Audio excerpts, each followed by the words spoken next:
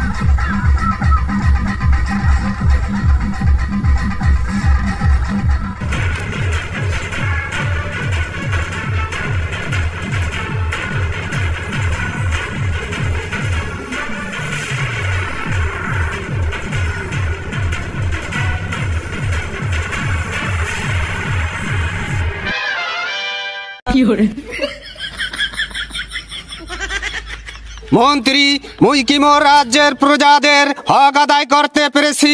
কি বলেন মহারাজ, আপনার মতো একজন রাজা পেয়ে এই রাজ্যের প্রজারা তো ধন্য। না না মন্ত্রী, মোর কেন জানি মনে হচ্ছে। কি মনে হচ্ছে মহারাজ? মোর কেমন জানি মনে হচ্ছে মোর রাজ্যের প্রজারা দিন দিন অলস হয়ে যাচ্ছে। ঠিক বলেছেন মহারাজ। মন্ত্রী, মোর রাজ্যের প্রজারা কি ঠিকভাবে খাবার পাচ্ছে কি পাচ্ছে না, মুই তো এসবের কিছুই জানি না।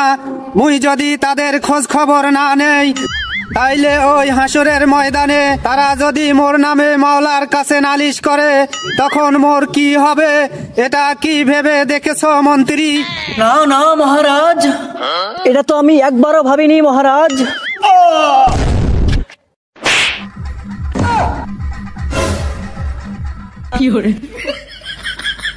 মহারাজ, আপনার কি হলো মহারাজ?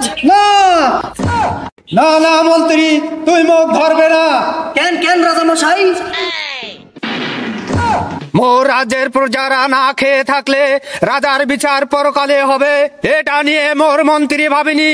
এটা কি করে সম্ভব মন্ত্রী সাহেব? সরি সরি মহারাজ, আমার ভুল হয়ে গেছে মহারাজ। এখন থেকে নিয়ে প্রতিটি দিন, প্রতিটি রাত, প্রতিটি ঘন্টা এসব নিয়ে ঘাটাঘাটি করব মহারাজ। মন্ত্রী, আদেশ করুন মহারাজ। আদেশ করুন মানে? মন্ত্রী সাহেব, তুমি ভালো করে দেখো মোর রাজ্যের যে সকল প্রজারা অনাহারে আছে তারা চাষবাস করে কিনা। কি বলেন মহারাজ, আপনার এত বড় রাজ্য আমি কিভাবে দেখব? কোন প্রজা অনাহারে আছে আর তারা চাষাবাদ করে কিনা আমার দ্বারা এটা একেবারে ইম্পসিবল মহারাজ।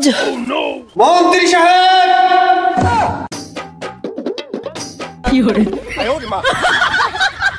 মন্ত্রী সাহেব, তোমার কত বড় সাহস আমার সামনে দাঁড়িয়ে তুমি ইম্পসিবল বলো? না না মহারাজ, আপনি যা ভাবছেন আমি তা বলি নাই। না না মন্ত্রী সাহেব, মুই এত কিছু বুঝি না। মুই 1 মিনিটের মধ্যে জানতে চাই কোন প্রজা অনাহারে আছে আর কোন প্রজা চাষাবাদ করে কিনা। না না মহারাজ, 1 মিনিটে এই খবর পাওয়া একেবারে ইম্পসিবল। মন্ত্রী সাহেব, তুমি যদি 1 মিনিটের মধ্যে এই খবর নিতে না পারো তাহলে তোমাকে। না না মহারাজ, এরকম কোনো কঠিন সিদ্ধান্ত নেবেন না মহারাজ। তাহলে দাঁড়িয়ে আছো কেন? যাও মোর প্রজাদের খবর নাও। মহারাজ, আমাকে 2 মিনিট সময় দেওয়া হোক মহারাজ। আচ্ছা আচ্ছা মন্ত্রী সাহেব, ওই তোমার কথা মেনে নিলাম।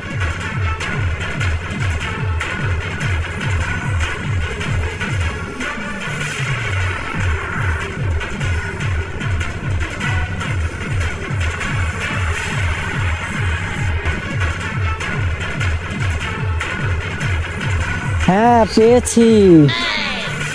কি পেয়েছো মন্ত্রী সাহেব? একটা উপায় খুঁজে পেয়েছি মহারাজ। তাহলে নির্ভয়ে বলে ফেলো মন্ত্রী সাহেব। মহারাজ, আপনি একটা তাহলে কাজ করেন মহারাজ। কি কাজ মন্ত্রী সাহেব? মহারাজ, আপনি একটা ঢেরা পিটিয়ে দিন মহারাজ। মহারাজ, এদিকে আসেন।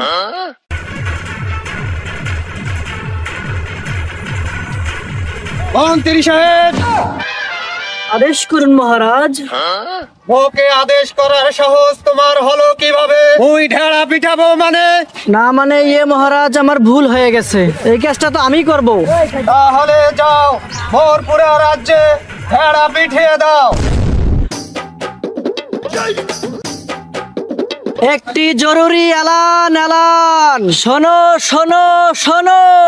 মহারাজ বলেছেন আমাদের রাজ্যের যে সব থেকে বড় অলস, মহারাজ বলেছেন তাকে আমি রাজকীয় খানা খাওয়াবো। শোনো শোনো শোনো। পার্ট 2 পেতে আমাদের চ্যানেলটি সাবস্ক্রাইব করে সাথেই থাকুন। ধন্যবাদ।